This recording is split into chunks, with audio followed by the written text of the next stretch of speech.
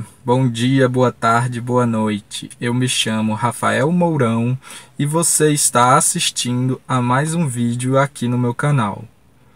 Esse vídeo é um tutorial que vai te ensinar a colorir no Photoshop.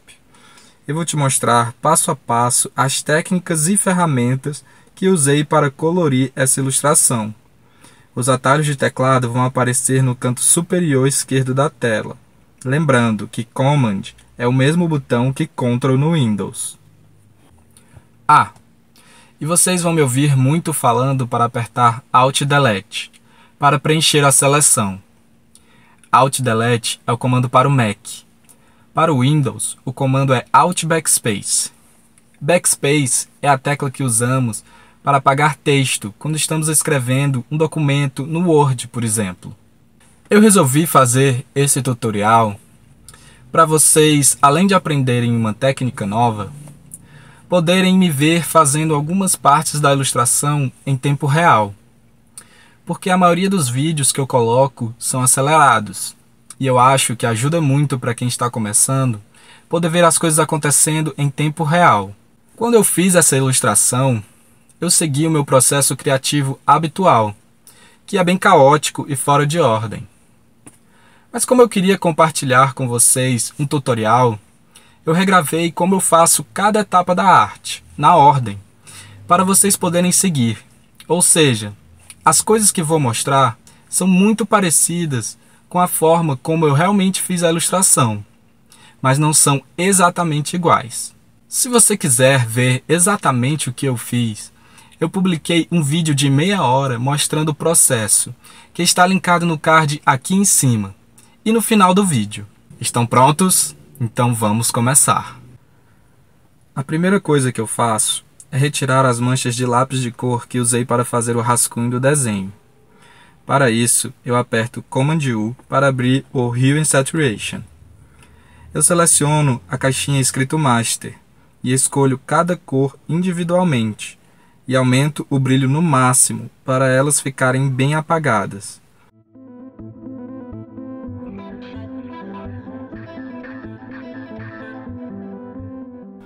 Depois, eu seleciono o Master novamente e tiro a saturação da imagem inteira para não ter chance de sobrar nenhum resquício de cor. Depois, eu quero deixar a minha arte linear que foi escaneada bem preta. Então eu aperto Command L para abrir os levels. O ponteiro da direita mexe nos brancos, o ponteiro do meio nos meios tons e o da esquerda nos pretos. Então você vai ajustando os ponteiros até as linhas ficarem bem pretas e o papel bem branco. Em seguida, eu uso a borracha para apagar qualquer manchinha que esteja no papel. Ou eu uso o pincel e pinto de branco mesmo, tanto faz. Depois, eu coloco a camada do meu desenho em modo Multiply. E isso faz com que as partes brancas se tornem transparentes e mostrem as cores das layers abaixo dela. Aí, crio uma nova camada e arrasto para debaixo do desenho. Nela, eu vou selecionar toda a forma do meu personagem, usando a ferramenta do laço, que o atalho é L no teclado. Essa camada vai servir de base para colocarmos as cores e as luzes e as sombras.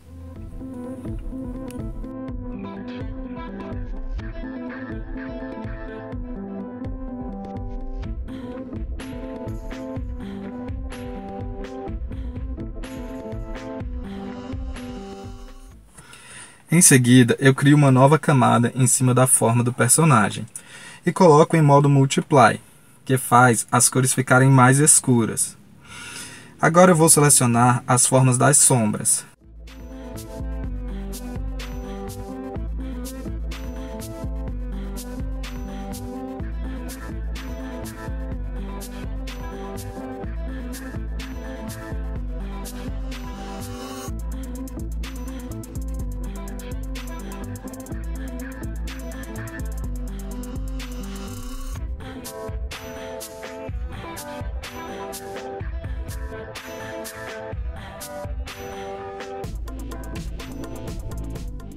não se esqueça de clipar a camada de sombras à forma do personagem. Pressione Alt e clique entre as duas camadas. Assim, qualquer alteração que você fizer só vai afetar a forma que você já desenhou do personagem. Nessa parte, eu imagino uma fonte de luz. No caso, ela vem do lado superior esquerdo. E tento reproduzir o tipo de sombra que essa luz vai projetar no meu personagem. Sempre tente criar uma iluminação que produza sombras com formas interessantes. E não tenha medo de deixar grandes pedaços do seu personagem em sombra. Muitas vezes ele vai projetar sombra em si mesmo, cobrindo grandes partes do seu corpo. Depois, você pode usar o Hue and Saturation para ajustar a cor da sua sombra. No geral, eu gosto de deixar as sombras mais azuladas. Mas isso depende da temperatura da sua fonte de luz. Se for quente, as sombras são frias, e vice-versa. Você também pode escolher uma cor fria no Color Picker, selecionar a sombra pressionando Command e clicando na camada. Depois apertar Command H para esconder a seleção. No caso, eu aperto Command P, porque eu mudei o atalho. E apertar Alt Delete para preencher a seleção. E você também pode fazer a forma das sombras usando um pincel duro para pintar e uma borracha dura para apagar.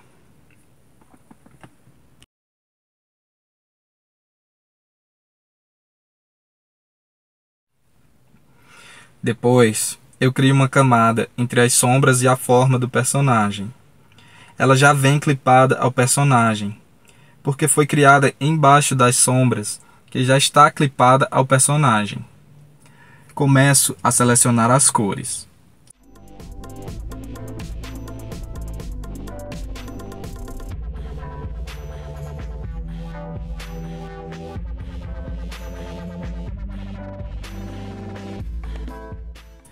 Você pode alterar as cores à vontade usando a varinha mágica para selecionar a cor desejada. O atalho da ferramenta é W, de Wand, que significa varinha em inglês. Basta clicar na cor desejada com a varinha para selecionar e depois usar o Hue and Saturation para ajustar a cor. Ou você pode simplesmente escolher a cor com o Color Picker e preencher com o balde ou apertando Alt Delete. No final, você pode fundir as cores com a camada da forma do personagem e renomear a camada para cor. Depois, eu crio uma camada em modo Multiply em cima da camada de sombras e também clipo na camada das cores. Para isso, basta segurar Alt e clicar entre a nova camada e a camada de sombras.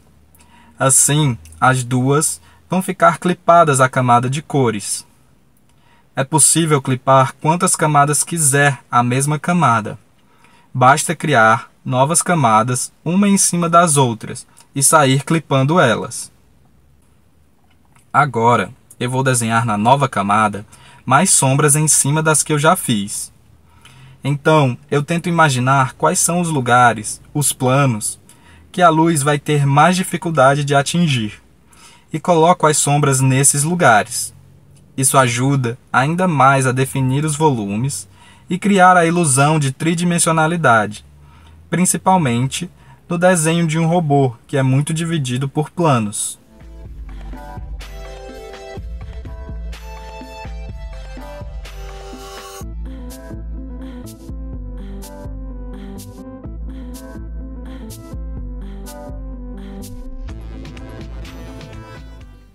Agora, eu crio uma nova camada para fazer uma variação de iluminação e temperatura de cor.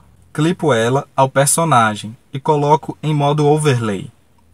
Em seguida, escolho um amarelo bem claro e com a ferramenta de gradiente, que o atalho é G no teclado, coloco no meu personagem respeitando a direção da fonte de luz.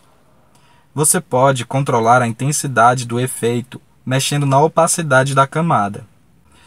Em seguida, eu seleciono as sombras na camada de sombras, pressionando Command e clicando na camada.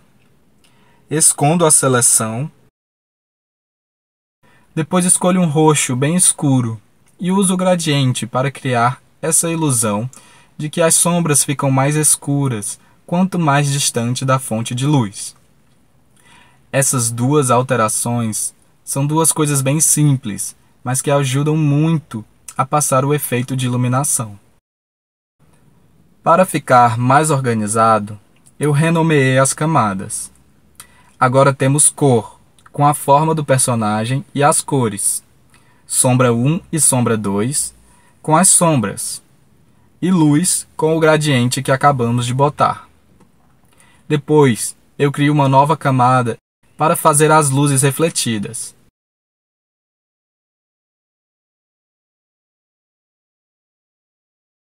Em modo overlay. Eu escolho um pincel com as bordas bem suaves e vou passando nos lugares onde imagino que as sombras vão ser iluminadas por luzes refletidas, vindas principalmente do chão. Ou seja, a maioria dos planos que estão sombreados e que estão um pouquinho voltados para o chão vão receber luz refletida.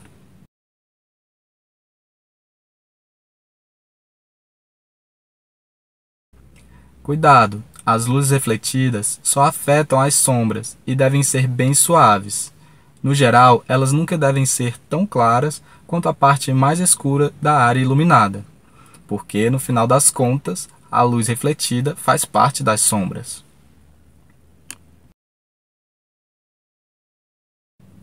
No final, eu controlo a intensidade mexendo na opacidade da camada.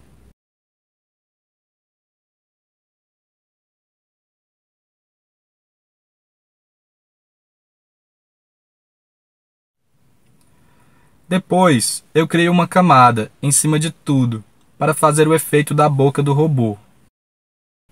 Eu uso o laço para selecionar a abertura da boca.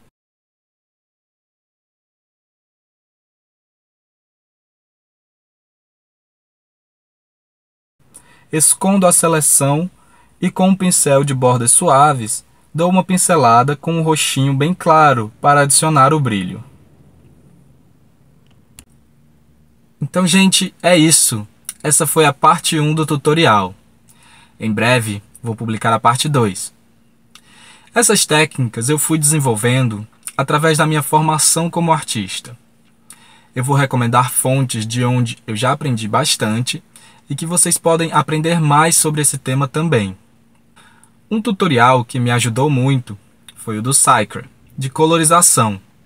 O curso da Schoolism de Introdução à Pintura Digital, chamado Introduction to Digital Painting, também é muito bom. E recomendo os tutoriais do K. Michael Russell sobre colorização de HQ.